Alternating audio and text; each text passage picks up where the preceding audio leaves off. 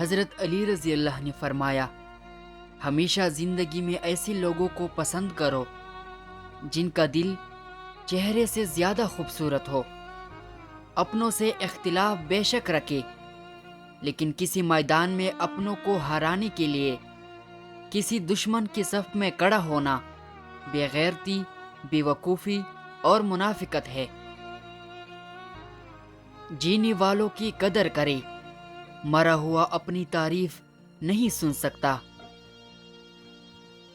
لوگوں کی خوشیوں اور رزق پر نظر مت رکھے، اللہ کی تقسیم پر راضی رہے، کیونکہ اللہ سے بہتر کوئی تقسیم کرنے والا نہیں ہے۔ جن لوگوں نے آپ کے ساتھ غلط کیا ہوتا ہے انہیں ہمیشہ یہی لگتا ہے کہ آپ کا لگایا ہوا ہر سٹیٹس ان کے لیے ہی ہے۔ اگر تم زندگی کی راستے پر کانٹے چوڑتے جاؤ گے تو تمہاری پیچھے آنے والی تمہاری نسلیں اس راستے پر لہو لہان ہو جائیں گے۔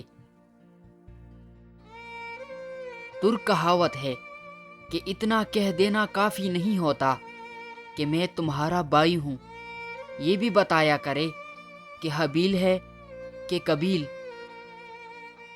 اچھی اور سلجھی ہوئی لوگوں کی سنگت میں رہا کرے، کیونکہ سونار کا کچرا بھی بادام سے مہنگا ہوتا ہے۔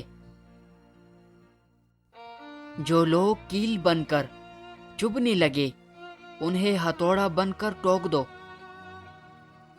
مرد اگر دیندار ہو جائے تو دین گھر کی دہلیز تک پہنچ جاتا ہے، اور اگر گھر کی عورت دیندار ہو جائے تو دین نسلوں تک پہنچ جاتا ہے۔ کچھ لوگ زہر اگلنے کی بات بھی کہتے ہیں کہ میرا مطلب تمہیں تکلیف پہنچانے کا نہیں تھا۔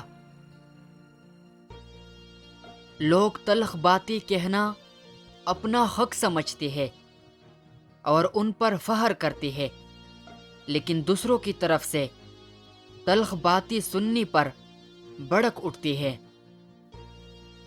اکثر لوگوں کو اپنی علم پہ غرور ہوتا ہے، لیکن انہیں اپنی غرور کا علم نہیں ہوتا۔ سب لوگوں کو خوش رکھنا ترازو میں زندہ مینڈکوں کو تولنے جیسا ہے، ایک کو بٹھاؤ تو دوسرا پدک پڑتا ہے۔ اگر آپ نے کسی کی کردار کا اندازہ لگانا ہو تو دیکھو وہ ہنستا کس بات پر ہے۔ حضرت علی رضی اللہ فرماتے ہیں، کسی سے محبت ہونے لگے تو صدقہ دو، محبت ہوئی تو مل جائے گی، اور اگر بلا ہوئی تو ٹل جائے گی۔ دوران گفتگو سب سے بڑی غلطی جو ہم کرتے ہیں وہ یہ ہوتی ہے کہ ہم سمجھنے کے لیے نہیں سنتے بلکہ جواب دینے کے لیے سنتے ہیں۔ مجھے باتیں لہجوں سمیت یاد رہ جاتی ہے۔ اپنی یادداشت کی ایک یہی چیز مجھے بے حد بری لگتی ہے۔ جس دن یہ سمجھ جائیں گے کہ سامنے والا غلط نہیں، صرف اس کی سوچ ہم سے الگ ہے، اس دن زندگی سے بہت دکھ ختم ہو جائے گی۔ تعلیم یافتہ تو ہر کوئی ہو جاتا ہے، پر شعور یافتہ کوئی کوئی بنتا ہے۔ ہر بزرگ کی بات میں حکمت مت ڈھونڈے، کچھ احمق لوگ بھی بوڑھے ہو جاتے ہیں۔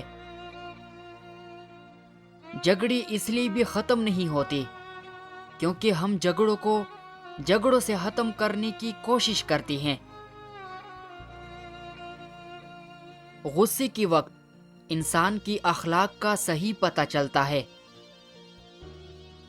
ہم نے محبتوں کی نشے میں اسے خدا بنا ڈالا۔ ہوش تب آیا جب اس نے کہا کہ خدا کسی ایک کا نہیں ہوتا۔ افسوس یہ وہ معاشرہ ہے جہاں لوگ گند اٹھانے والے کو گندا سمجھتے ہیں۔ حضرت علی رضی اللہ نے فرمایا، مرد جوانی میں اپنی اعمال سے اپنی بیٹی کا نصیب لکھ رہا ہوتا ہے۔ اگر حالات پر آپ کی گرفت مضبوط ہے تو زہر اگلنے والے بھی آپ کا کچھ نہیں بگاڑ سکتے۔ یاد رکھو، جب تک اپنی نجات کا یقین نہ ہو کسی گنہگار کا مذاق نہ اڑاؤ۔ مرد کو جب پتہ چل جاتا ہے کہ یہ عورت اس کی بغیر جی نہیں سکتی تو وہ اسے جینے نہیں دیتا۔ تعلقات جلد ٹوٹنے کی وجہ یہ ہے کہ ہم ایک دوسرے کو سمجھتے کم اور پرکھتے زیادہ ہے۔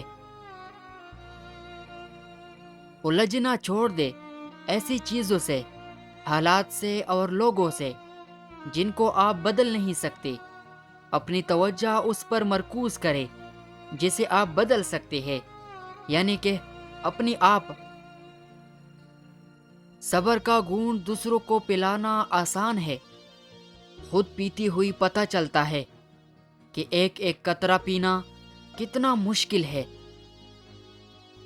اگر قسمت میں آدھی روٹی ہے تو چین کر پوری بھی کھالو گے تو الٹی آ جائے گی۔ کبھی نصیب سے زیادہ ہضم نہیں ہوتا، پھر وہ چاہے روٹی ہو یا محبت۔ لوگ آپ کے اندر آپ کا دکھ تلاش نہیں کرتے، بلکہ انہیں اس تماشے کی کھوج ہوتی ہے جو آپ کے ساتھ ہوا ہے۔ اگر تم خدا کو دیکھنا چاہتے ہو تو اس کا ایک طریقہ ہے کہ تم اپنی دل میں جھانک کے دیکھو، کیونکہ تمہارا دل ایک آئینہ ہے۔ اگر یہ بدی سے پاک ہو تو اس میں خدا بھی نظر آ سکتا ہے۔ ہم کبھی بھی کسی کے لیے اہم نہیں ہوتے، یہ سب ہمارے وہم کا کھیل ہے۔ جو عورت شادی کے بعد میکی سے ٹیوشن لیتی ہو وہ طلاق کی ڈگری ضرور حاصل کر لیتی ہے۔ ڈر کی سوچ اور کشمکش سے باہر نکلو اور خاموشی میں زندہ رہو۔ اپنی زندگی کے لیے شکر گزار بنو اور آپ کا چہرہ سورج کی طرح چمکے گا اور ہر کوئی جو اسے دیکھے گا خوش ہوگا۔ عقل کو استعمال کرنا دنیا ہے اور دل کو استعمال کرنا دین ہے۔